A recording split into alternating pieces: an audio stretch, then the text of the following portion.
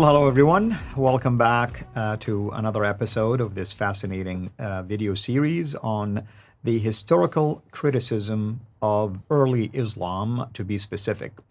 And if you've been tracking with us, you've noticed that we have really highlighted a number of problems, at least related to what we call the standard Islamic narrative.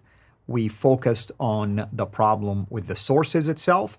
But today we are going to turn our attention to the problems with the place, and that's Mecca. With me here, as always, our dear brother and our friend, Dr. J. Smith. Dr. J, as always, it's a pleasure to have you. Thank you so much for this wonderful research and this material. And obviously, we want to encourage Muslims to first hear you out, hear the material, investigate it if necessary, before they jump into any conclusions, meaning making accusations against you or against me as if we are trying just to get views, or just say things that are not substantiated. For instance, right now, you're going to talk about the problem with the place. What are we dealing with? The place, Mecca itself. Now, just to make sure that we correct that we get the correction, I didn't do any of this research. It is other people's research. I want to make the record straight. All I am doing and all you're doing is communicate what others have researched. That's right. We are taking it, we are encapsulating it, and we're putting it into sound bites that people can understand. I'm the one that puts it onto maps and put it onto timelines. Yes, I'm responsible for that. That's so we communicate it better so people can actually visualize it. We're finding, just like we're using videos, we could write this up in a book, but we're using videos because people can see it on a video. They can see the timelines, they can see the maps, they can see the pictures, they can see the writings on the manuscripts that we're going to be showing later on. This is very important so people can actually, once they visualize it, then of course, then they can communicate it to their own people in their own place, in their own time. So we're going to zero in on Mecca. So why Mecca? Okay, and actually I was going to ask you why Mecca, because I know why I want to go with Mecca. I want to see what you think. Why should we go to Mecca? Well, Mecca, of course. I mean, let's talk as someone who followed Islam. You say Mecca, here is what comes to my mind immediately. The birthplace of the Prophet. Mecca, the start of a religion called Islam that was following. Mecca, that's what I face when I'm praying daily. And when I want to go and do the pilgrimage, that's where I start, for instance. And the list can go on and on and on. Yeah, everything we know about Islam is dependent on this one city, Mecca. It all happens here. Historically, even before Muhammad, even before Islam began, Mecca is the center of history. Mecca is where all things happen from God. So that's why Mecca is absolutely important. And it's not us saying this. You don't say it. I don't say it. The standard Islamic narrative has made that very clear, right, that Mecca, for them, they are absolutely dependent on Mecca. So that's why we're zeroing in at the very beginning of these three categories. The book, the man, and the place, we're starting with the place. We're kind of flipping it backwards. Right. We should have gone with the book, the man, and the place, like I've always said. But no, I'm going to do just the opposite. I'm going to start with the place, the man, and the book. So starting with Mecca. Therefore, every Muslim that's listening and every Muslim that we're going to meet is absolutely dependent on Mecca. All Muslims follow the standard Islamic narrative. They have to. They have no other choice. There's no other narrative that they can go to. There are no other traditions that they can point to. And they have always had to depend on these. These traditions, they assumed, came from the time of the Prophet and the place of the Prophet. And we've shut that down in the last episodes that we did. Pretty much shut that down categorically. Nobody can say anymore today, after what we have shown, that they came from the place the Prophet lived or the time the Prophet lived. That 9th and 10th century is too late, and Baghdad and Bahara and Tabaristan, these are too far away, just too far north and too many hundreds of years later. So what we're going to put down is, let's then go to this place. Since you say it happened in Mecca, since everything is dependent on Mecca, let's see if it actually did exist. So to do that, if we can get rid of Mecca, if we can shut down Mecca, which I want to do now, we shut down the other two. So it's a quick way, a quick step. And I would say this to anybody who is engaging with Muslims on the historical argument or the historical critique: start with Mecca. like we're going to start with Mecca, because once you shut down Mecca, that shuts down the standard Islamic narrative. Since everything is dependent on this place, start with the place. It's the easiest to start. You'll see why as we go through these episodes. So let's look at the claims. Let's look at the claims that Mecca about Mecca that we see. Let's now go to the slides and see what the Muslims are claiming. Mecca is the oldest and best known city in history, is the first claim they make. Absolutely. I mean, I believed it with all my heart. Why? It was the center of basically trade, for instance. No, before that, why is it the best known, the oldest? I mean, we're taking it all the way back, like you said, to the days of Adam and Eve. So I mean, Adam and Eve were living in Mecca. right? Can you get anybody earlier than Adam and Eve? Now these are the first two couple, basically. The first two. I mean, The first man, the first woman. yeah. So there's no one earlier than Adam and Eve.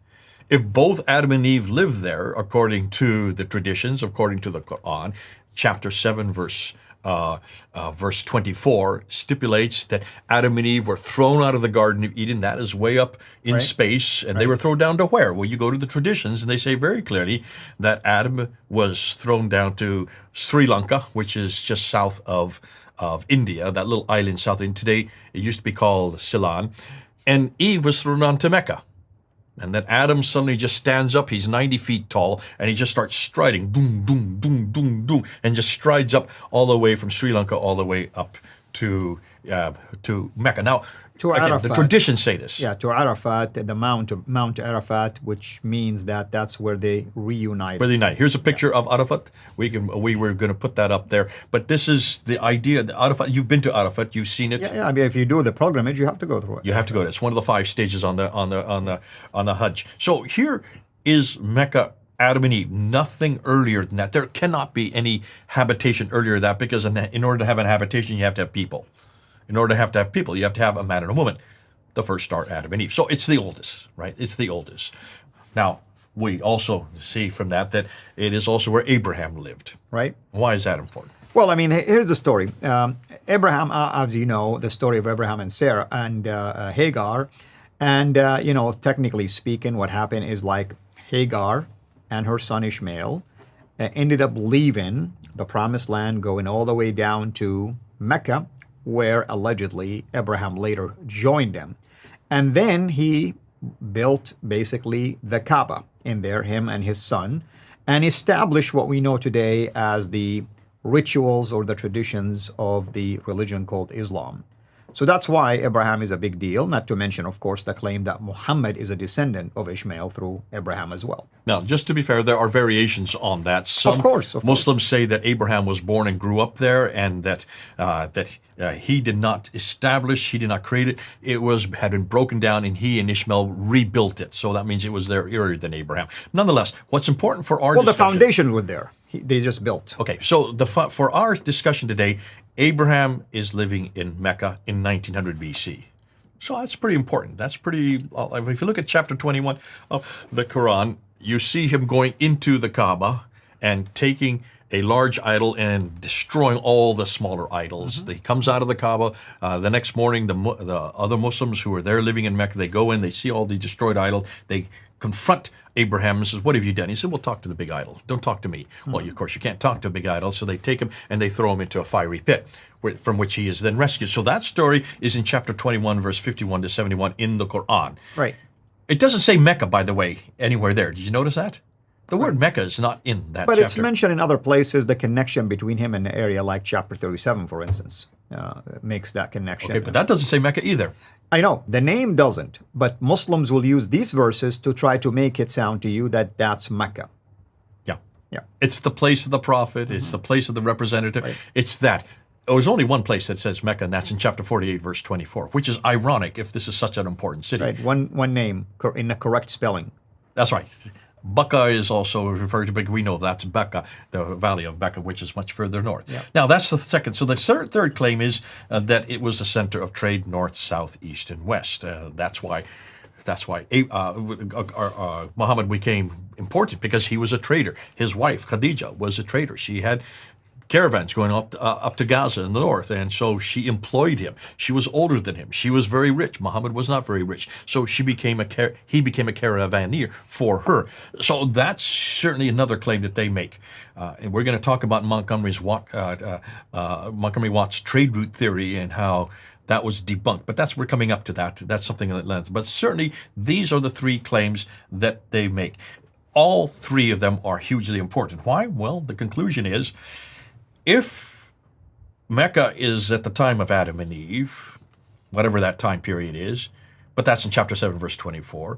If Mecca is where Abraham lived and destroyed the idols in chapter 21, verse 51 to 71 in the Quran, and if Mecca it was at the center of trade north, south, east, and west, then someone, somewhere, should have said something about it. Absolutely. There should be some documents to Absolutely. I mean, if it is such a big deal. I mean, like Rome, for instance, take Rome as an example. Alexandria is another example. Jerusalem, all of those. Damascus, by the way, is a big deal. It's always been mentioned, even biblically speaking. I mean, these names are mentioned, at least Jerusalem and Damascus, and so on and so forth. So I would expect, listen, talking to Muslims, is it too difficult to demand that if this is a city that has existed since the beginning of mankind, this is a city that existed since 1900 BC, this is a city that was at the center of trade, north, south, east, and west, shouldn't someone have known about it? Shouldn't there be some reference to it? I would hope so, and I would hope you would think so too. That's what we're going to ask now. We're going to continue. But for the next episode, what I like to do is pull away from the Quran and let's see what the traditions say. What the traditions say about this place. Amen. And thank you again, as always. Thank you, everyone, for watching. Can't wait until we continue with this in the next episode. Thank you for watching. This is Al Fadi. God bless.